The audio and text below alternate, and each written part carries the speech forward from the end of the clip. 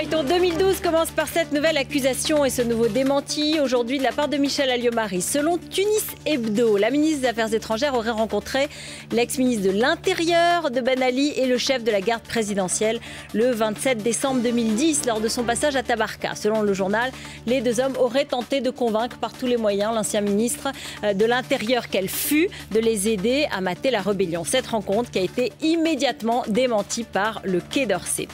Du coup, Michel Alliot-Marie est privé de Tunisie. C'est Christine Lagarde et Laurent Wauquiez qui seront les premiers ministres français à se rendre en Tunisie dès demain pour une visite d'amitié et de travail.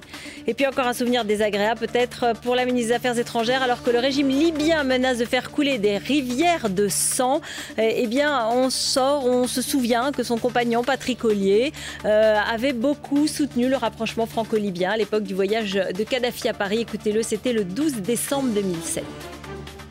Le moment est venu de normaliser nos relations et le colonel Kadhafi a toujours voulu, depuis 6 ans à peu près, le faire à travers la France parce qu'il a une profonde admiration pour le général de Gaulle, pour Jacques Chirac et pour Nicolas Sarkozy. J'ai vu, en l'espace de 5 ans, l'évolution considérable de ce pays. Il veut s'ouvrir au monde occidental. Et puis on passe aux réactions à Dominique Strauss-Kahn. Celle de Jean-Luc Mélenchon était particulièrement attendue et elle n'a pas déçu. Écoutez.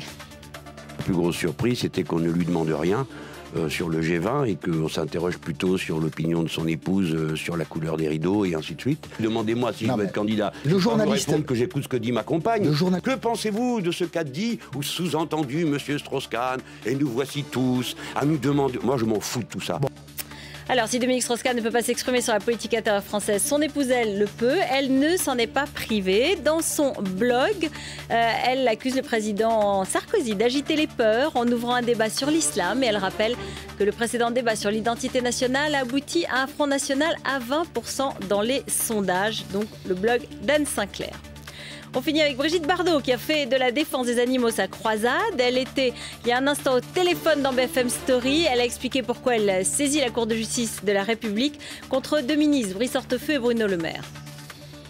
Pourquoi laisse-t-il faire? Parce que ce sont des cons qui ne servent à rien. On est dans un gouvernement d'imbéciles, de gens qui se prennent pour le nombril du monde et qui ne font pas leur métier. Voilà, elle ne mâche pas ses mots. La famille royale britannique a envoyé 1900 invitations pour le mariage du prince Harry, mais il n'a pas inclus les couples présidentiels français et américains. La raison, du prince William bien sûr. William et Kate veulent que le mariage leur ressemble.